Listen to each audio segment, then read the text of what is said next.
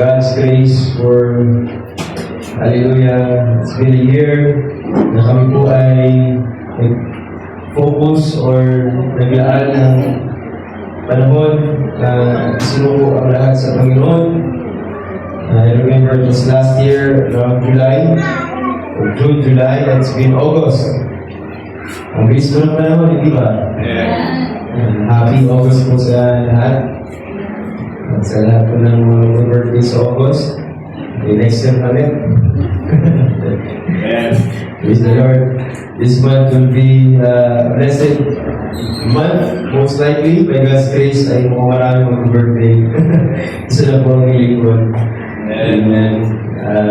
Hindi play or run my slides. Hallelujah. Isa pong magandang umaga sa bawat sa atin. May bisita rin sino ba tayo? Meron ay welcome. Hallelujah, kumati. At congrats din sa graduate. Praise the Lord. Iya. Hallelujah. Pagkapakain natin sa iya. Ito ba? Kung mamaya yata yun. Hallelujah. So, wala po po kayo kung gusto tayong i-treat ni Brother Kian. Amen. Wala po siya mga gandang kung salo-salo mamaya. After siguro ng ating meeting na. So, salamat sa mga nagpagamit sa umaga nito. Kung mga bagong mukha kayo nakikita pag dito, di ba? Ilang lang po na natin ang pagkakuha ng brothers dito sa bangsa. Okay, let's read our text. So we proceed. Titus chapter 2, 11 to 12. For the grace of God that brings salvation hath appeared to all men, teaching us that, denying ungodliness and worldly lust, and living soberly, righteously, godly in this present world. So, hindi ka po yung denying and sa we should live or living. Because we will talk about what the grace of God is teaching us. Dito natin nakikita na ang biyaya ay hindi lang ito sapat, hindi ito rin po ay nagtuturo. Yan nga, ang grace of God is teaching. And may the Lord bless His word, mga kapatid, ang mga tayong maupo. Hallelujah. Hindi ko na matandaan kung kailan ko ito nabanggit. At hindi ko rin matandaan kung saan ko nabanggit. Pero may isang pagkakataon na pinagkumpara ko ang biyaya at habag. Biyaya at habag. Magkapareho ba yun, Pastor? Ang biyaya at ang habag. Magpareho yan ang pagkakataon ng pakinggan. Okay? Sabi ni Pablo, napakayaman ng Diyos na habag. Mercy. At alam naman natin, tayo po ay nailigtas sa pamamagitan ng biyaya sa ating sarili. Diba po nga yan? Pero ano ba pinagkaiba ng biyaya? Ano ba pinagkaiba ng biyaya sa habag? Mga kapatid. Ang habag, mga kapatid, ito yung dapat kang bigyan ng parusa. Kaparusahan sapagkat guilty. Sabihin natin na dapat kang parusahan, dapat ibigay sa iyo ang katampatang parusa. Tulad na lang nun, ang kabayaran ng kasalanan, kamatayan. Tama? Roma 3. Pero, dahil mayroon habag, imbis na bigyan ka ng katampatang parusa, ang sasabihin ng habag, no. Mercy will say, no. Hindi niya hayaan ibigay sa iyo. Ang tawag doon, mercy. At tulad na lamang ng example natin, nung nakarangin ko, dapat sana papatayin yung sundalo na tumakas sa giyera, di ba? Pero may pardon na binigay si Lincoln. Ang tawag doon sa pardon ay equivalent of mercy. Dapat ibigay sa kanya, pero nakatanggap siya ng mercy. Na ano naman ang biyaya? Ang biyaya, hindi siya dapat tumanggap na kahit anong maganda. Kasi ganun din, hindi ka karapat-dapat tumanggap ng kapatid. Hindi ka karapat-dapat na umangkin ng anuman sapagkat guilty ka rin. Makasalanan ka. Amen? Wala tayong, kumbaga, disqualified. Sabi ng Biblia, all fall short of His glory. Ibig sabihin, hindi tayo nakaabot sa standard ng Diyos. So, hindi dapat ibigay sa iyo ang kaligtasan, hindi dapat sa iyo ibigay ang buhay na walang hanggan, hindi dapat ibigay sa iyo ang anumang magagandang bagay galing sa Diyos, pero binigay pa rin. Ang tawag doon, biyaya. Yan ang pinagkaiba ng biyaya at kabag. No? Ang kabag, dapat sana ikaw ay parusahan, hindi niya pinahintulutan. Ang biyaya, dapat sana wala kang tanggapin ng mga bagay, karapat dapat sa iyo parusahan, pero ang binigay niya sa iyo kaligtasan, hindi ka karapat dapat. Kaya sabi ni Pablo, walang sino ang pwedeng magyabang. Okay, maliwanag ko yun. So, bagay nito. Walang sino man sa atin ang pwedeng magmalaki. No? At, amen, kung gano'n ang ginawa ng Diyos sa atin, binigyan niya tayo ng biyaya at habag na kapatid. Now, ano ang tugon ng Diyos? Pagkatapos ng gawa ng napakagandang bagay, gano'n na. Siyempre, hindi. No? Kaya pag-usapan natin sa umaga nito, ang ating tugon sa biyaya ng Diyos. Our response to God's grace. Kasi hindi yan pwedeng ibigay lang, mga kapatid. Nung tinanggap mo ang biyaya, sa totoo lang, tinanggap mo yan na parang regalo. Walang bayad. At tinanggap mo yan sa pamamagitan ng pananampalataya. Walang tumanggap ng biyaya, malibang manampalataya siya na may biyaya. So, binigyan tayo, I believe sa umaga nito. Gusto ko lang, pero may kausap ako. Nanampalataya ka ba sa biyaya na yan? Kasi kung nanampalataya ka, ibig sabihin natanggap mo yan. Kasi you are saved by grace through faith. Ikaw ay naligtas sa pamamagitan ng biyaya o iniligtas ka ng biyaya sa pamamagitan ng pananampalataya. So, napakahalaga, kaya nga tinatawag kang believer, nanampalataya ka sa biyaya. Pero, ano ang tugon? Nung Biyernes, kung nag-usapan natin si Jonah, naalala mo yung point number 5? Kung sino man yung attend on Friday, I tell you, you miss a lot of things pag di ka nakaka-attend ng Friday. Kaya nga, praise the Lord, pinaka-attend ka ng Friday, ang Diyos ay talagang pinagpapalat tayo. Pero nung point number 5, naalala niyo sinabi ko, si Jonah hinabol ng biyaya. No? Bagamat mali yung ruta niya, hinabol siya ng Diyos doon sa maling ruta, at nakahanda na, sabi ng Jonah, ay God has prepared a great fish. A rescue ambulance, sabi ko, di ba? Para ibalik siya doon sa tamang ruta. At yun ay biyaya. Wala nang magbabalik sa'yo sa tamang daan, kundi ang biyaya ng Diyos.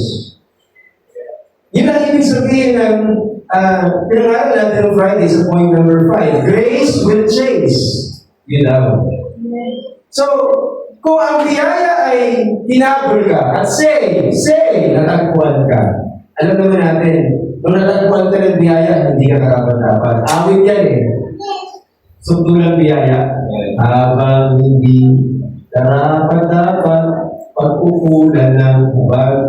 Now, certain mga people at wagas na pagsinta. Habang walang kakayanan, masumbungan. Di ba? Napakagandang yan sa sundulang biyaya. Nung natagpuan ka ng Diyos, niligtas ka ng Diyos eh. Nung natagpuan ka ng Diyos, pinatawad ka ng Diyos. Tama?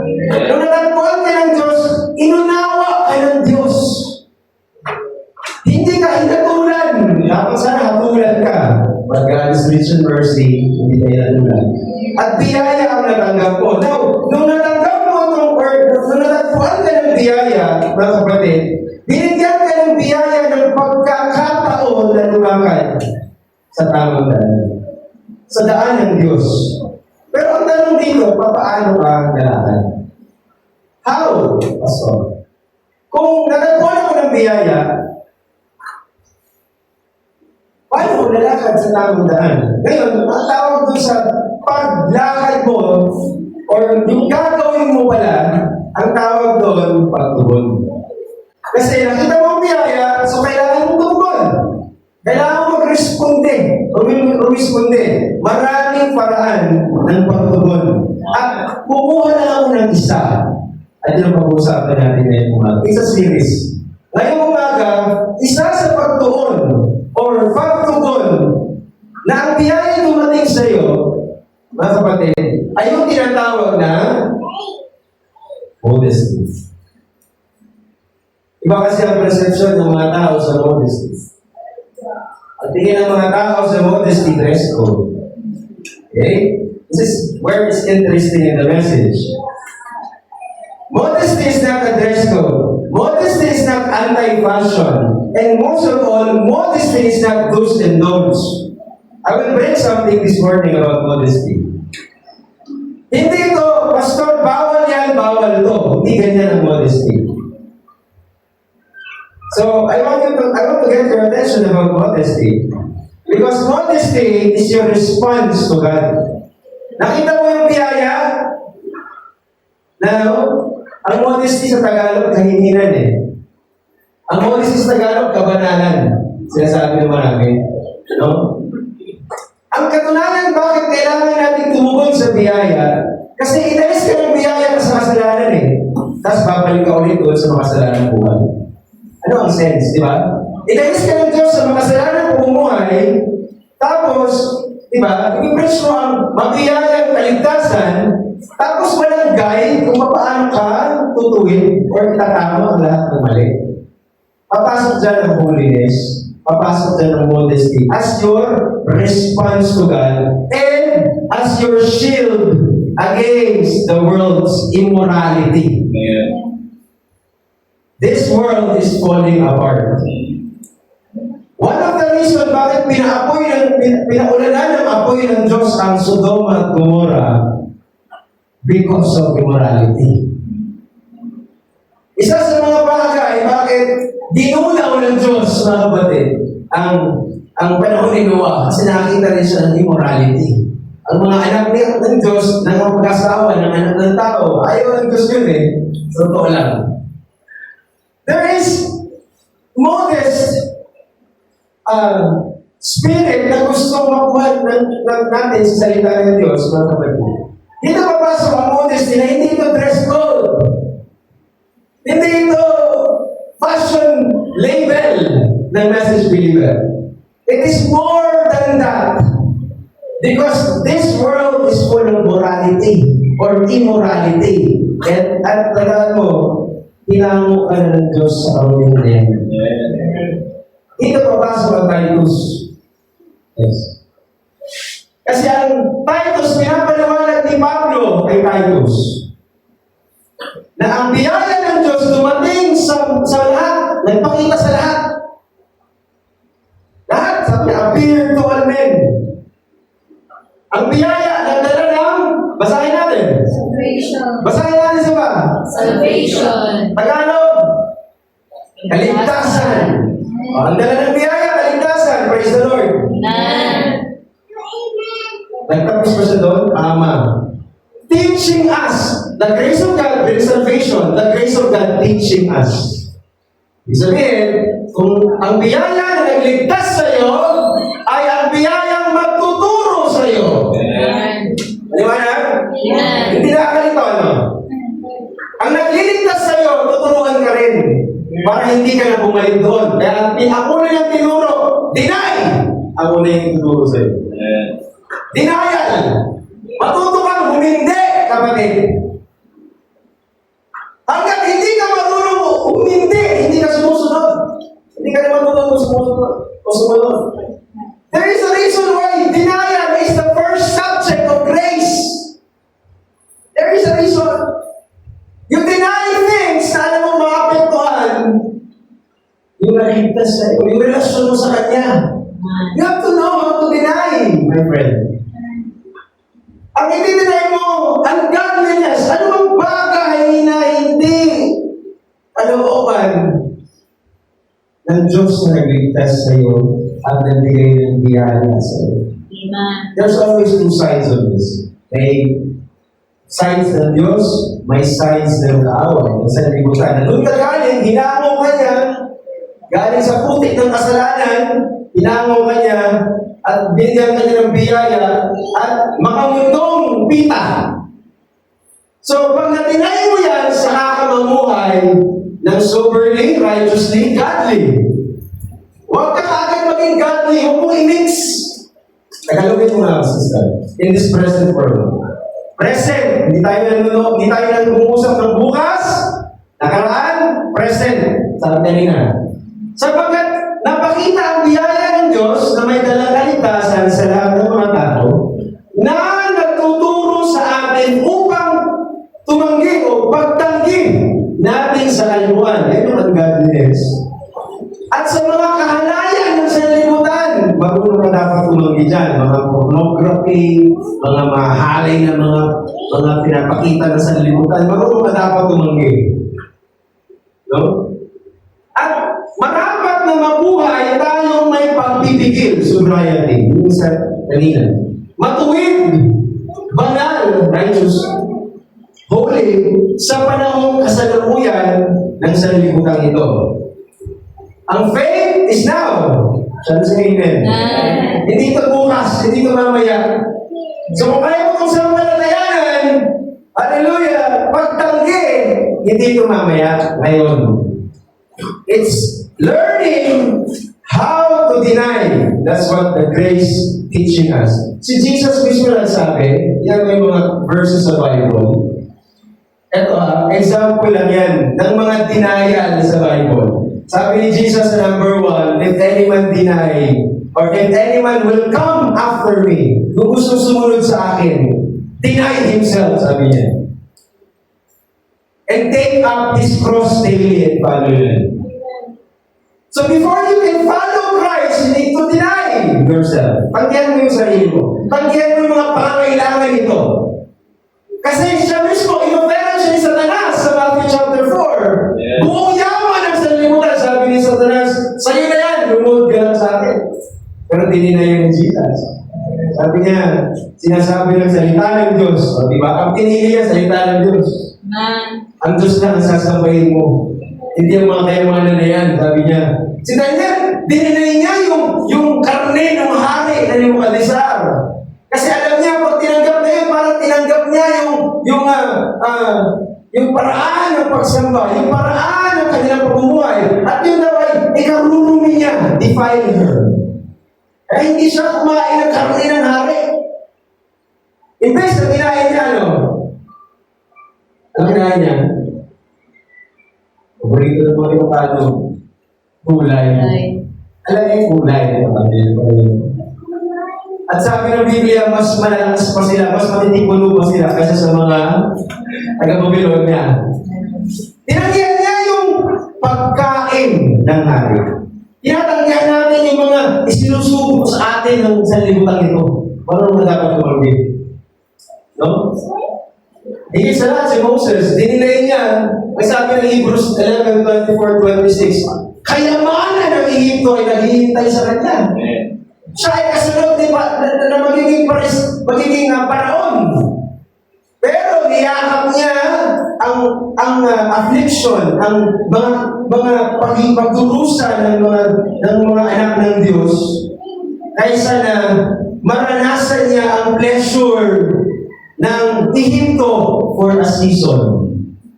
Isa sa mga tinuro sa akin, Pastor Rufi, pleasure is just a season. Oo, sige, maganda yan. Pinili mo yan ngayon. Kumita ka ngayon, parang ganyan. O kaya naman, maganda ang relasyon mo ngayon. Alam mo, mali. Pero it's a season. One day, magsasawa rin kayo sa isa't isa. Kasi mali ang relasyon mo. Parang ganyan. It's a season. No? One day, yung pera mauubos din yan. Pinagpalit mo ang Panginoon dyan. Mauubos din yan. Pero nakikita mo dito, that's how what we call denial. At lahat na yan, mga kapatid, may good ending. Praise God.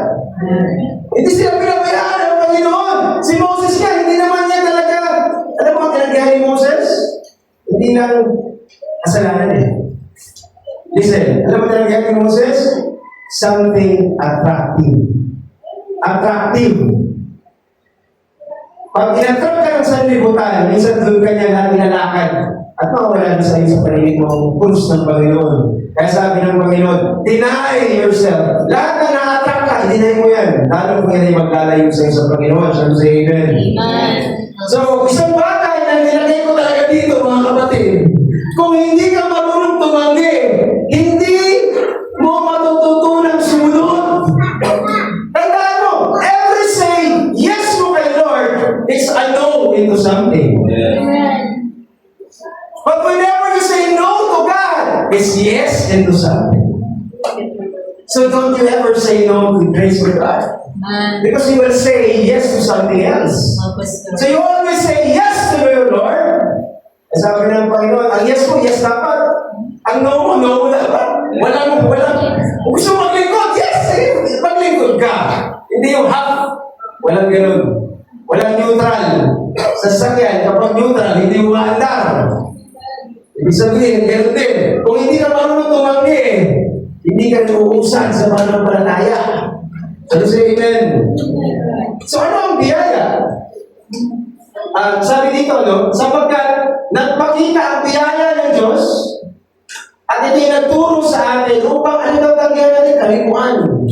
Kahalayan ng sanlibutan. At marapat na mabuhay tayo. Ito yung pinaka-goal natin. Ang pagtugon is mabuhay ka ayon sa pagbibigay, matuwid, na pamumuhay at banal sa panahon kasalukuyan. Yan ang ginagawa ng biyaya ng Diyos sa atin. No?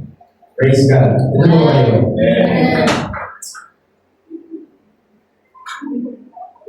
Napakabuti ng Diyos. Amen.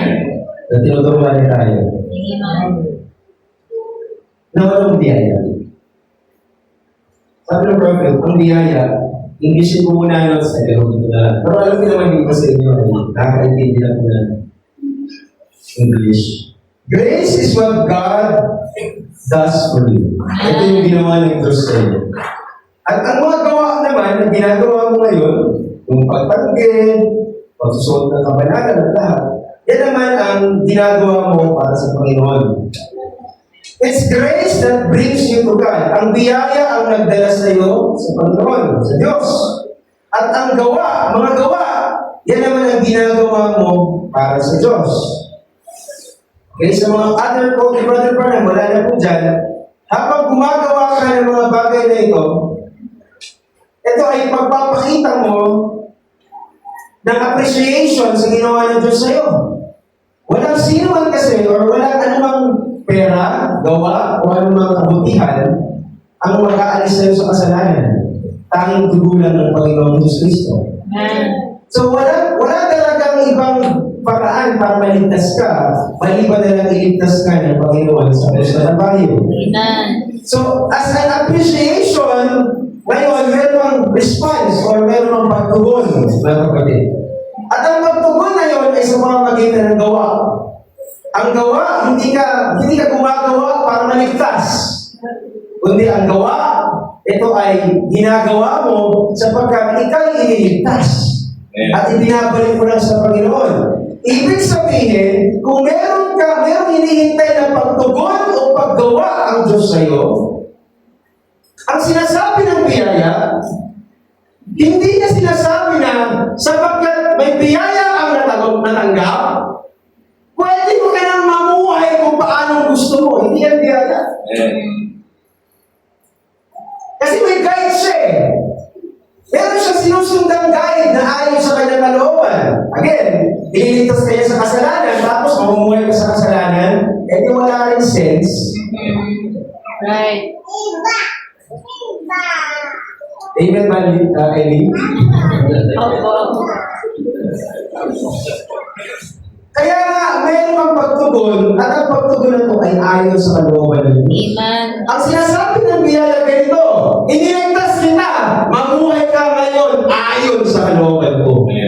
Mas iniligtas kita. No? So, ang biyaya, hindi siya lisensya.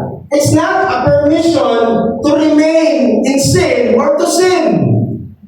Natulad ng sinasabi ng iba, dahil may biyaya kami natanggap ng Diyos, pwede ko nang gawin ang gusto ko. No. Hindi mo pwede gawin yun. Kasi mismo ang biyaya nagtuturo. Pastor, mahina ako, tao lang ako. The best ko narinig yan sa mga counseling service, counseling moment sa mga bahay-bahay mo. Iba-ibang magkasawa, nag-aaway, mag-iwalay. Tao lang ako, brother. Marupok. Bumabagsak. Mahina.